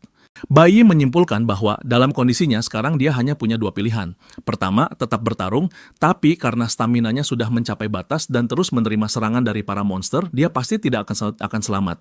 Pilihan kedua cukup sederhana, yaitu melarikan diri dari pertarungan. Bayi tidak membuang waktu, segera memilih pilihan kedua, lalu melompat dari tebing untuk kabur dari para monster. Namun kera iblis itu menghantamnya dengan mantra es yang menempel di kakinya, membuatnya kehilangan keseimbangan dan terjatuh. Dengan es yang membungkus tubuhnya, bayi terhempas jatuh ke sungai di bawah tebing. Saat dia sibuk berjuang untuk hidupnya, ibunya di rumah masuk ke kamar bayi. Dia mengira bayi masih tidur, tetapi terkejut ketika mendapati kamar itu kosong. Bayi sudah pergi dari rumah sehari sebelumnya, yaitu pada hari Jumat, dan kini sudah hari Sabtu. Ibunya memeriksa kamar itu dan menemukan sebuah catatan yang ditinggalkan bayi, berisi bahwa dia pergi ke rumah seorang teman. Bayi meminta ibunya agar tidak khawatir, tetapi catatan itu justru membuat ibunya semakin cemas karena dia tahu anaknya akan memberitahu secara langsung jika memang benar pergi ke rumah teman, bukan meninggalkan catatan. Dia bertanya-tanya apa yang sebenarnya terjadi dengan bayi, karena anak itu terlihat sangat berbeda sejak pulang ke rumah sehari sebelumnya. Wanita itu benar-benar gelisah dengan banyak hal yang memenuhi pikirannya. Kembali ke dalam dungeon, bayi berhasil selamat dari jatuhnya. Namun melompat dari tebing memang sudah menjadi bagian dari rencananya. Dia teringat bahwa hampir 100 monster jatuh ke sungai ketika dia memecahkan jembatan es sebelumnya. Namun dia hanya mendapat hadiah dari 40 monster, yang berarti sisanya selamat dari jatuhan itu. Bayi terbatuk kesakitan saat menyeret tubuhnya keluar dari sungai yang dingin. Meskipun selamat, staminanya sudah berada di titik sangat rendah. Dia mengalami pendarahan terus-menerus, tubuhnya dalam kondisi suhu rendah dan keadaannya benar-benar melemah. Selain itu, tubuhnya juga rusak parah karena jatuh dari tempat yang sangat tinggi. Tanpa ragu, bayi tahu bahwa dirinya sudah mencapai batas. Saat terbaring dalam kondisi lemah, dia bertanya-tanya apakah ini benar-benar batasnya. Sebelum sadar, dia sudah dikepung monster seperti beruang es yang siap menghabisinya. Saat para monster semakin mendekat, bayi jatuh dalam lamunan yang dalam. Dia teringat kebersamaannya dengan tim Divine Core. Dia mengingat momen-momen indah bersama rekan satu timnya dan semua hal yang terjadi saat dia menjalankan misi. Dia juga mengingat ibunya yang selalu berusaha memastikan dirinya baik-baik saja. Sambil mengingat hal-hal baik, dia juga mengingat kejahatan ayahnya dan penderitaan dari pengkhianat yang pernah menusuknya dari belakang. Sebuah suara terdengar di kepalanya, mengatakan bahwa ini adalah akhir baginya. Hal itu cukup untuk membuat bayi mengepalkan tangannya dan memutuskan bahwa ini bukanlah akhir untuknya. Dia berhasil berdiri, dan tepat ketika beruang es hendak menghabisinya, dia mengangkat tangannya dan menahan gigi besar beruang itu agar tidak menutup dan melukainya. Bayi bertekad memastikan bahwa semua hal buruk dan menyakitkan yang terjadi di kehidupan sebelumnya tidak akan terulang. Dia sudah pernah mati sekali, kehilangan segalanya dalam proses itu. Namun kali ini, dia berniat membalikan segalanya dengan tekad baru dan energi yang membara dalam dirinya. Bayi menghantam beruang es itu sebelum melemparkannya jauh. Bayi menghembuskan napas dingin dan kembali menggenggam pedang pendeknya. Usaha putus asa bayi memicu sesuatu dalam dirinya yang mendorongnya menuju class advancement. Bayi berdiri kembali dengan aura kuning yang berputar-putar di sekeliling tubuhnya, sementara para monster mengepungnya. Keputusannya untuk mempertaruhkan diri dengan menantang dungeon sendirian, yang seharusnya memerlukan tim dan melawan monster berbahaya hanyalah agar dia bisa merasakan kembali sesuatu dari masa lalunya. Itu adalah rasa putus asa, di mana adrenalin mengalir deras dalam tubuhnya hingga memicu class advancement. Meskipun hampir mati, bayi ternyata belum bisa memenuhi syarat untuk class advancement. Namun, alih-alih mendapatkan class advancement, dia justru mempelajari sebuah divine skill baru, Nuclear Holy Swordsman. Ini adalah ultimate skill dan jauh melampaui levelnya saat ini. Dia memang tidak naik kelas, tetapi skill ini adalah sesuatu yang sangat berguna. Dengan divine skill tersebut dan adrenalin yang mengalir deras, bayi dipenuhi dengan aura dan energi. Dia mengarahkan pedangnya ke arah para monster, mengatakan bahwa inilah waktunya untuk memusnahkan mereka semua. Salah satu monster mulai bergerak diikuti oleh yang lainnya. Namun bayi tetap tenang dan bersiap dengan pedang pendeknya menunggu serangan mereka. Saat mereka semakin dekat, bayi melepaskan sebuah serangan cepat berputar yang mematikan, bernama Sanctuary, yang menebas semua monster di sekitarnya hanya dengan satu tebasan. Monster-monster itu roboh dan notifikasi muncul memberitahu bahwa dia telah menumbangkan beruang es, serigala hutan, serta jumlah poin pengalaman yang dia peroleh. Setelah menghabisi monster-monster di sekitarnya, dia memperoleh item seperti kulit monster lapangan es, tulang beruang kebanggaan, dan gigi darah. Divine Skill Sanctuary membantu menghilangkan rasa lelah dan memulihkan stamina yang hilang. Selain itu, bayi juga mendapatkan peningkatan berupa title Icefield Wanderer. Hal ini memberinya resistensi terhadap makhluk berelemen awan, ditambah pengurangan 100 damage, sesuatu yang sangat dia butuhkan dalam situasinya sekarang. Bayi menatap ke puncak tebing, berjanji bahwa dia akan kembali untuk memusnahkan sisa monster, termasuk bos mereka. Dengan poin pengalaman yang datang bagaikan banjir, bayi berhasil naik ke level 9 kelas E. Bayi segera mengaktifkan efek dari Icefield Wanderer untuk menahan efek dingin. Divine Skill Sanctuary juga memungkinkannya menyimpan semua damage yang dia terima, lalu melepaskannya sekaligus ke sekelompok musuh. Namun, skill ini hanya bisa digunakan setelah dia menerima cukup banyak damage. Meski begitu, bayi bersyukur karena skill ini telah memulihkan staminanya. Bayi kemudian teringat bahwa dia harus segera menyelesaikan segalanya dan kembali ke rumah sebelum ibunya mulai khawatir. Bayi memanjat tebing itu dan menuju istana bos kera iblis. Kera iblis itu dilindungi oleh banyak monster es. Namun, bayi tidak peduli dan menerobos masuk ke istana itu. Setelah mengalahkan beberapa monster lagi, bayi kini mencapai level terakhir kelas E, yaitu level 10. Sementara itu, waktu sudah menunjukkan pukul 11 malam. Di rumah, ibu bayi sangat khawatir.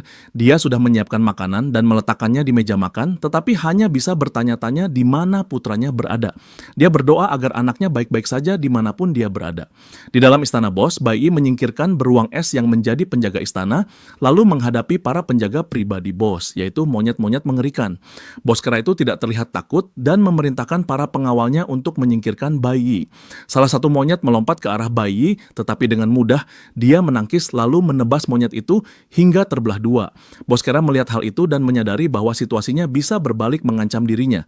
Dengan marah, dia melepaskan ultimate skill miliknya Ice Storm Assault. Namun itu tidak berpengaruh apapun pada bayi karena dia sudah kebal berkat skill baru yang dia peroleh. Bayi kemudian berlari menuju Boskera dan dalam keputusasaan, bos itu mengangkat tongkatnya. Dia mengaktifkan sebuah mantra yang membuat permata pada tongkat itu bersinar. Hal itu membuat semua monyet lainnya masuk ke mode hiper, tetapi bayi tidak menganggap mereka sebagai ancaman. Dia hanya melihat mereka sebagai monster yang harus dia bunuh agar bisa mencapai kelas D. Bayi menebas para monster itu seolah mereka bukan apa-apa, lalu menebas salah satu lengan Boskera. Bos monyet itu menjerit kesakitan saat melihat darah mengalir dari lengannya yang terputus. Sebelum dia sempat melakukan apapun, dia melihat bayi menatapnya dengan tatapan kematian. Bayi melepaskan serangkaian tebasan ke tubuh bos itu, sehingga berhasil mengalahkannya. Sebuah notifikasi muncul memberitahu bahwa bayi telah berhasil menjatuhkan pengguna elemen awan kelas D, raja dari hutan Azur. Karena hal itu, bayi mendapatkan 1000 poin pengalaman. Bayi juga naik ke tingkat pejuang nuklir kelas D. Setelah itu, dia melihat ada beberapa item yang bisa diambil. Karena banyaknya poin pengalaman yang terkumpul saat melawan musuh pengguna keterampilan elemen awan, sistem memberitahu bayi bahwa sebuah profesi baru akan awakening. Bayi terkejut melihat hal ini karena dia benar-benar lupa tentang itu. Saat itu juga, sebuah aura merah dan biru mulai memancar dari tubuhnya. Dia lalu mengalami awakening profesi penyihir elemen awan, dan dengan ini, dia bisa berganti profesi kapan saja. Bayi sangat bersemangat karena berhasil awakening profesi merah, meskipun masih kelas E. Bayi merasa senang karena berbeda dengan kelas nuklir yang hanya memberi bonus 100%, kelas merah memberi bonus 200%. Tidak diragukan lagi, kekuatan kelas merah sudah berada di level yang sama dengan kelasnya saat ini. Bayi kemudian mengambil senjata penyihir, yaitu batu sihir. Dia juga menemukan kantong sihir yang bisa menampung maksimal 20 item. Saat dia sibuk menjarah, sisa binatang buas yang masih hidup hanya bisa menyaksikan.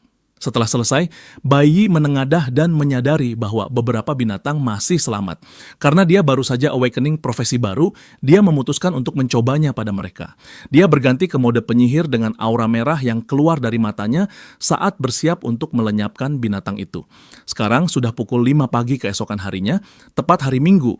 Ibu bayi belum tidur sama sekali, dia duduk di ruang tamu berharap anaknya segera pulang. Tepat saat itu, bayi membuka pintu dan begitu mendengar suara itu, ibunya langsung berdiri untuk memastikan apakah itu putranya. Bayi masuk ke rumah sambil tersenyum dan meminta maaf karena membuat ibunya khawatir.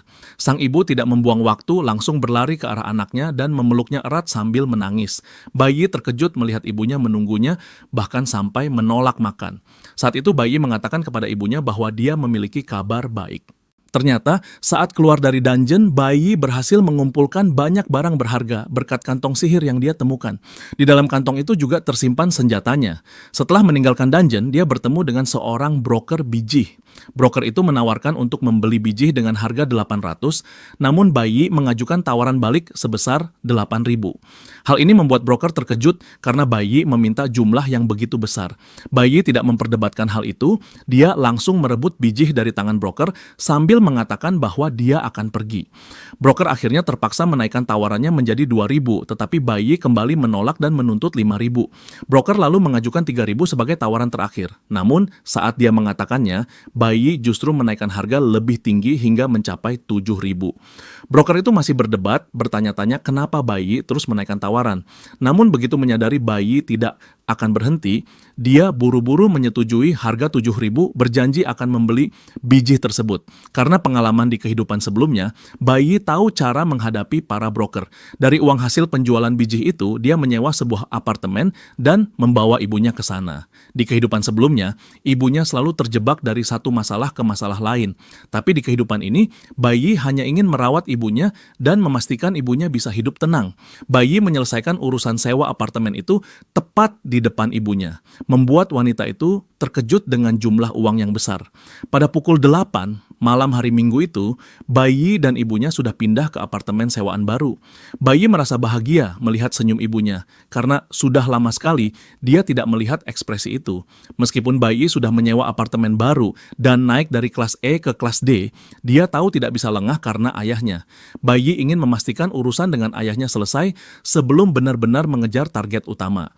Bayi lalu memakai batu sihir di lengan kanannya, sebuah batu yang bisa meningkatkan sihir area efek sebesar 50%. Di saat yang sama, Hong sedang berlatih keras, berusaha melampaui batasnya. Dia melompat dari satu labirin ke labirin lain tanpa istirahat. Bahkan saat adiknya mencoba membujuknya untuk beristirahat, dia menepis tangannya. Hong siap melakukan apa saja asalkan tetap berada di puncak.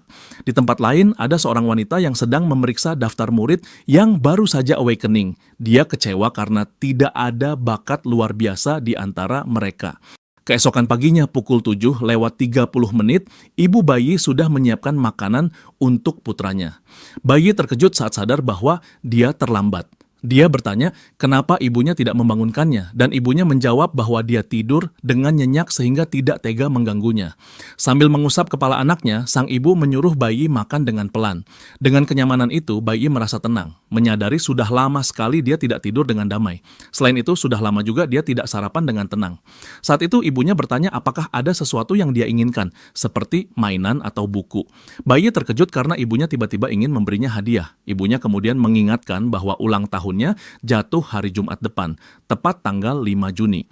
Barulah bayi sadar ibunya benar, tapi karena sudah terlalu lama tidak merayakan ulang tahun, dia benar-benar lupa. Setelah ibunya meninggal di kehidupan sebelumnya, tidak ada lagi yang merayakan ulang tahunnya, hingga akhirnya dia melupakannya. Sambil melahap makanan di depannya, bayi hanya bisa berpikir keras apakah ada sesuatu yang benar-benar dia inginkan.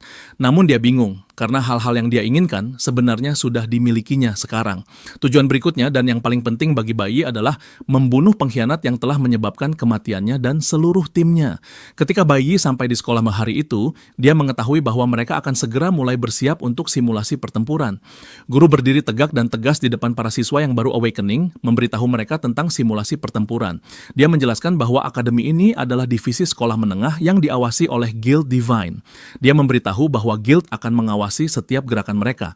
Dan untuk menarik perhatian Guild Divine, simulasi pertempuran adalah cara terbaik untuk melakukannya.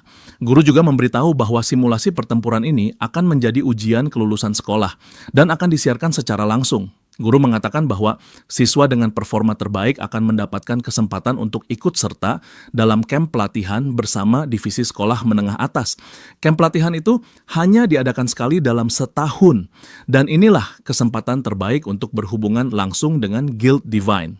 Biasanya, sekolah akan mengorganisir para siswa terbaik dari sekolah menengah dan sekolah menengah atas untuk bepergian bersama ke negara Shanghai, tempat markas Guild Divine berada. Bayi mengingat negara Shanghai karena di sanalah dia bertemu dengan gurunya, sekaligus tempat di mana pengkhianat itu dilahirkan. Namun, pengkhianat itu tidak pernah bertemu dengan gurunya karena dia bergabung dengan pasukan Divine setelah bayi. Bayi tahu bahwa dia harus mendapatkan nilai tinggi dalam ujian kelulusan agar bisa masuk ke camp pelatihan yang akan memberinya lebih banyak peluang untuk menemukan pengkhianat itu di masa kini. Ternyata, simulasi pertempuran akan berlangsung pada hari Jumat, hanya 4 hari lagi. Sementara beberapa orang bersemangat menghadapi simulasi pertempuran, orang-orang seperti Four Eyes dan Specs merasa khawatir karena simulasi itu berlangsung di dalam labirin nyata. Saat itu juga, guru menunjuk ke ruang pelatihan tempat mereka akan memulai sesi pertama, yaitu pelatihan fisik. Itu adalah ruang gravitasi, di mana semua siswa diwajibkan memulai dengan 10 set shuttle run. Secara mengejutkan, bayi maju ke depan gurunya dan mengatakan bahwa dia tidak ingin menggunakan ruang pelatihan yang direkomendasikan. Hal ini mengejutkan guru dan juga para siswa yang mendengar permintaan bayi. Guru lalu mengatakan agar bayi tidak menjadi sombong hanya karena berhasil mengalahkan Hong.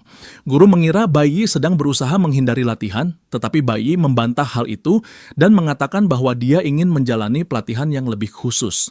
Guru semakin bingung, lalu bertanya, apakah bayi sedang menyiratkan bahwa metode pelatihannya bermasalah? Bayi kemudian menjelaskan bahwa pelatihan fisik memang penting untuk hampir semua kelas awakening, yang berarti menggunakan ruang gravitasi bukanlah pilihan yang buruk. Namun bayi yakin bahwa shuttle run hanya cocok untuk kelas seperti assassin dan warrior yang membutuhkan kecepatan dan koordinasi. Dia menambahkan bahwa tidak semua orang membutuhkan latihan ini. Menurutnya, kelas seperti mage dan chanter lebih cocok berlatih di ruang elemen. Bayi menekankan bahwa semua orang seharusnya bisa berlatih sesuai kebutuhan masing-masing karena penggunaan kelas itu berbeda-beda. Guru mendengar ini dan menegaskan bahwa bayi seolah-olah sedang mengajarinya bagaimana cara melakukan pekerjaannya. Chiang mendengar perdebatan antara bayi dan guru merasa terkejut. Dia menyadari bahwa metode pelatihan yang disebut Baiyi sama dengan yang pernah disebutkan oleh seorang instruktur pelatihan dari pasukan Divine, yaitu Tuan Dongyang. Namun, metode ini masih baru diusulkan oleh Dongyang dan Chi tidak akan mengetahuinya jika ayahnya tidak membawa pulang rekaman video. Chi benar-benar terkejut karena Baiyi mengusulkan metode yang sama seperti Dongyang. Specs kemudian menyarankan agar Baiyi tidak terlalu blak-blakan pada guru supaya tidak menyinggung perasaan gurunya, karena dia adalah pelatih paling berwibawa di sekolah. Namun, alih-alih marah, guru justru menepuk bahu Baiyi, tersenyum padanya, dan mengatakan bahwa metode latihan yang disebut Baiyi cukup menarik. Specs merasa lega karena guru tidak tersinggung oleh ucapan Baiyi. Guru kemudian mengatakan bahwa ada terlalu banyak siswa di sekolah, sehingga akan sangat sulit untuk memenuhi kebutuhan spesifik setiap orang dalam waktu singkat. Guru juga menekankan bahwa simulasi pertempuran adalah cara untuk menilai performa siswa. Dan jika dilakukan dengan salah, hal itu bisa merusak seluruh hidup dan karier seorang siswa. Baiyi mengingat bahwa meskipun keluarganya buruk di kehidupan sebelumnya, para gurulah yang mendukungnya. Guru-guru itulah yang membantunya tumbuh menjadi orang yang bertanggung jawab, bukan orang jahat yang menyimpang. Baiyi lalu menoleh ke gurunya, meyakinkan bahwa dia tidak akan mengecewakan dalam ujian kelulusan nanti. Setelah mendengar itu, guru bertanya bagaimana Baiyi berencana untuk berlatih sebagai seorang warrior nuclear awakening. Baiyi lalu menyarankan agar guru mengaktifkan penekanan elemen di ruang elemen pada pengaturan maksimum. Hal ini mengejutkan guru dan juga Specs. Baiyi mencoba mengelak dengan mengatakan bahwa meskipun dia seorang warrior, dia ingin memastikan kemampuannya tetap seimbang sebagai cara untuk menantang kelemahannya. Sebenarnya Baiyi melakukan ini untuk menyembunyikan fakta bahwa dia ingin berlatih sebagai mage. Saat itu, Chi-in mengangkat tangannya dan mengatakan kepada guru bahwa dia juga tertarik untuk melatih kendali elemen. Guru tidak punya pilihan selain mengizinkan, dan dia mengatakan agar mereka berdua berlatih sesuai keinginan, tetapi mengingatkan supaya mereka memberikan yang terbaik dalam ujian akhir nanti. Chi kemudian mendekati Baiyi, mengusulkan agar mereka berlatih bersama, tetapi Baiyi dengan cepat mengatakan bahwa dia akan memasuki ruang privat untuk berlatih. Chi terkejut karena ditolak oleh Baiyi.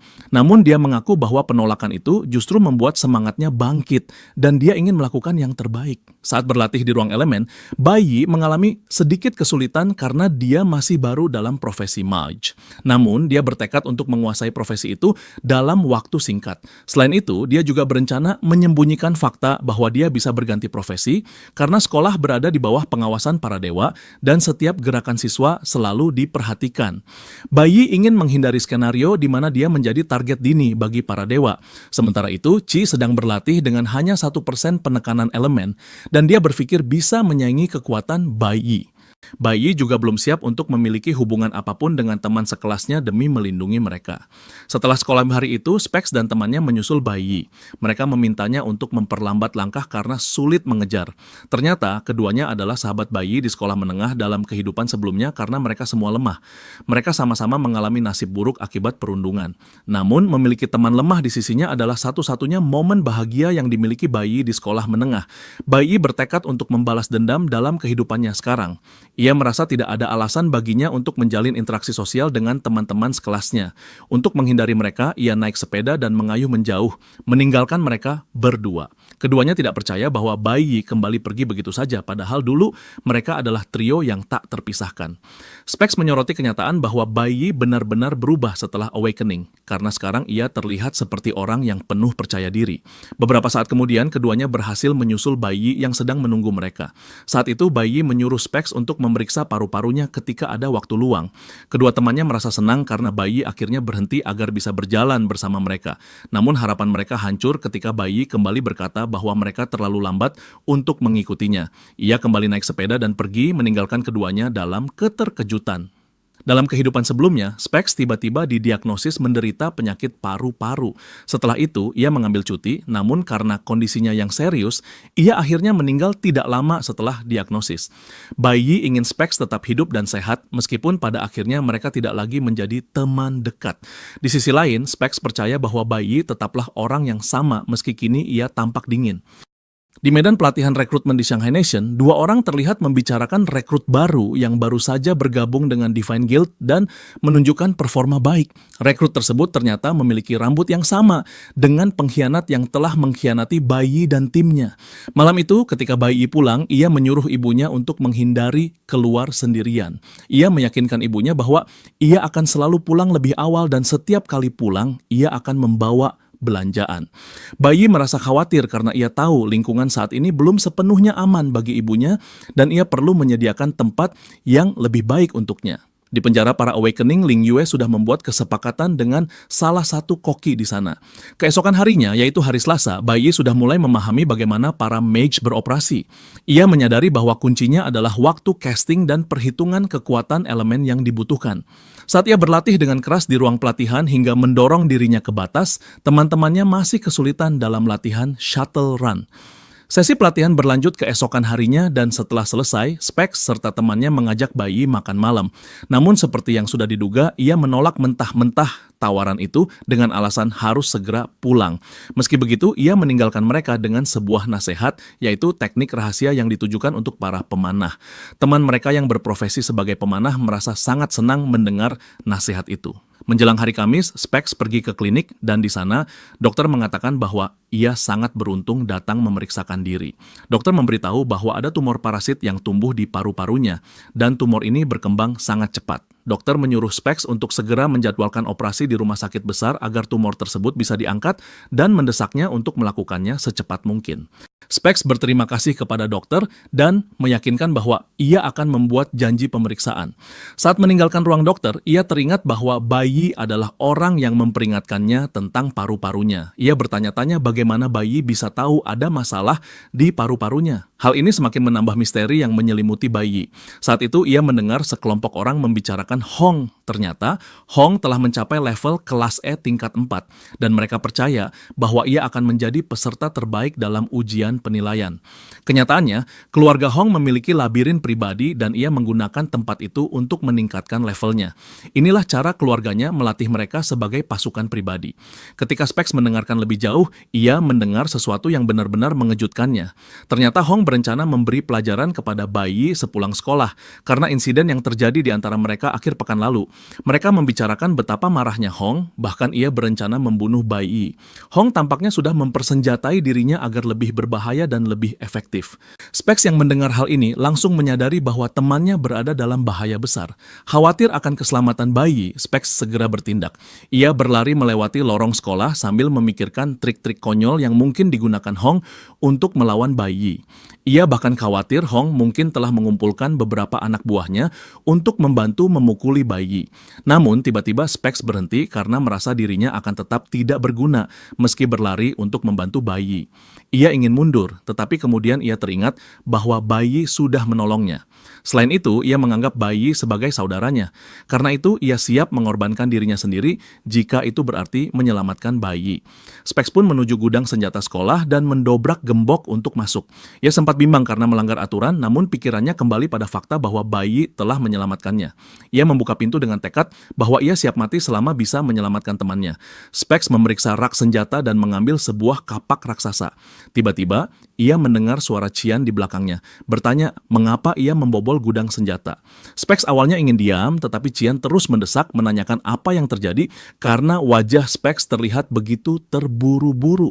Specs akhirnya berteriak pada Qian, mengatakan bahwa ia harus pergi untuk menyelamatkan nyawa Bai Yi. Sementara itu, Bai Yi menyadari bahwa dirinya sedang diikuti, tetapi ia memastikan terlebih dahulu untuk sampai di sebuah gang. Baru setelah itu, ia memanggil siapapun yang mengikutinya agar keluar. Saat itu juga, Hong muncul dengan wajah mengancam sambil memegang pedang di tangannya. Ia mengatakan pada Bai Yi bahwa ia datang untuk menyelesaikan urusan mereka dari akhir pekan lalu. Bai Yi berbalik dengan wajah iba, lalu bertanya pada Hong apakah ia yakin bisa mengalahkannya. Hong menjawab dengan penuh keyakinan bahwa ia bisa menjatuhkan Bai Yi. Ia mengatakannya sambil berlari ke arah Bai Yi dengan skill yang disebut Accelerate. Hong mengklaim bahwa sejak insiden itu, ia terus berlatih tanpa henti. Selain mempercepat gerakan, Hong juga mengaktifkan skill lain untuk muncul di belakang Bai Yi. Namun sebelum Hong bisa mengenai Bai, Bai bergerak sangat cepat untuk menghindar. Begitu ada celah, Bai langsung menangkap Hong dan membantingnya ke tanah seolah tidak ada artinya. Mulut Hong terbuka menahan rasa sakit, menyadari dengan pahit bahwa kekuatan serangan Bai jauh lebih tinggi darinya. Ia tidak percaya hal ini mungkin terjadi. Saat itu juga Bai berkata padanya bahwa bukan hanya Hong yang berlatih untuk menjadi lebih kuat. Dengan gerakan cepat, Bai mengeluarkan belati dan menghantamkan ke tanah tepat di samping kepala Hong. Hong pun menyadari sesuatu yang sebelumnya ia abaikan, yaitu fakta bahwa Bai jauh berada di atasnya dalam hal kekuatan. Meski mereka sebaya, Hong mengerti bahwa sosok mengintimidasi di hadapannya adalah seseorang yang tidak akan pernah bisa ia capai. Hong terkejut mendengar bahwa Bai juga telah naik level, lalu ia berteriak menanyakan level Bai. Ia menolak mempercayai bahwa Bai bisa naik level dan mulai menuntut jawaban bagaimana Bai melakukannya. Hong kemudian mengungkapkan bahwa ia berlatih keras sepulang sekolah hanya untuk mencapai level 4 dan itu sudah menguras banyak tenaga. Namun ia tetap tidak percaya meski sudah berusaha keras, Bai masih lebih cepat darinya. Bai tersenyum mendengar Hong menyebut betapa kerasnya ia berlatih. Bai hanya balik bertanya, apakah Hong pernah merasakan mati sebelumnya? Dengan pisau di lehernya, Hong berkata agar Bai membunuh atau bahkan menyiksanya. Hong percaya bahwa Bai sudah lama meremehkannya, dan Bai pun mengakui hal itu. Namun, ia meyakinkan Hong bahwa ia sebenarnya tidak terlalu membencinya. Bahkan Bai cukup terkesan karena Hong mengikutinya sejak dari sekolah tanpa melakukan penyergapan atau memanggil teman-temannya untuk mengeroyok. Bai tahu bahwa Hong hanya ingin menguji kekuatannya sendiri. Tiba-tiba, Hong berteriak pada Bai agar membunuhnya saat itu juga, atau bersiap mati di tangannya nanti. Namun, Hong tidak ingin Bai berpura-pura bisa menebaknya. Bai berpikir sejenak, lalu berkata bahwa ia menarik kembali perkataannya soal tidak terlalu membenci Hong. Sementara itu, Specs dan Chi sudah tiba, namun mereka bersembunyi sambil memperhatikan Bai. Mereka terkejut melihat Bai mampu menangani situasi itu tanpa bantuan mereka. Mereka melihat Bai duduk di atas tubuh Hong seolah ia bukan siapa-siapa, sementara Hong bahkan tidak berusaha melawan. Bai lalu mengatakan pada Hong bahwa ia memiliki sebuah tawaran. Ia memberitahu Hong bahwa ada cara baginya untuk menjadi lebih kuat, tetapi sebagai gantinya Hong harus melakukan sesuatu untuknya. Keesokan harinya, yaitu hari Jumat, tibalah hari penilaian. Bai dan para awakening baru lainnya berkumpul, lalu guru mereka mengatakan bahwa sudah waktunya memulai simulasi pertempuran. Namun, guru juga menjelaskan bahwa meskipun disebut simulasi, mereka tetap harus memasuki labirin sungguhan. Meskipun sebagian besar kekuatan di dalam labirin telah disegel dengan penghalang, tetap ada bahaya di dalamnya. Guru menegaskan agar mereka bertindak sesuai kemampuan masing-masing karena ada banyak monster berbahaya di dalam labirin. Untuk memastikan keselamatan para siswa, murid sekolah menengah atas ditugaskan untuk membimbing mereka di dalam labirin. Para senior itu tidak akan ikut bertarung, tetapi jika ada bahaya, mereka harus turun tangan. Tampaknya setiap tim akan beranggotakan 4 hingga 5 orang dengan satu senior sebagai pemimpin mereka. Mereka diperbolehkan memilih antara dungeon kelas I atau kelas F. Namun dungeon kelas E jauh lebih sulit dan guru memperingatkan agar mereka tidak mencobanya jika tidak cukup kuat. Ia menambahkan bahwa gagal dalam tantangan akan menyebabkan hilangnya kredit akademik yang menunjukkan betapa pentingnya tantangan ini. Setelah semua instruksi disampaikan, guru mengatakan bahwa mereka bisa mulai memilih tingkat dungeon yang ingin dicoba. Ia meminta siswa mengangkat tangan jika ingin menantang dungeon kelas I. Sebanyak 8 siswa, termasuk Chi-yin dan Hong, mengangkat tangan untuk menantang dungeon kelas I. Specs terkejut karena ada murid yang cukup nekat untuk mengambil risiko dungeon berbahaya itu. Dari total 180 siswa, guru mengumumkan bahwa 8 orang telah memilih dungeon kelas I. Sisanya akan didistribusikan secara acak untuk menghadapi dungeon kelas F. Namun, Qian menyadari bahwa Bai tidak mengangkat tangannya untuk dungeon kelas I. Saat itu juga, Bai berjalan ke arah guru dan mengatakan bahwa ia ingin menantang dungeon spirit jade kelas D milik sekolah. Semua orang terdiam dengan mulut ternganga ketika Bai mengucapkan pernyataan itu tanpa sedikit pun rasa takut.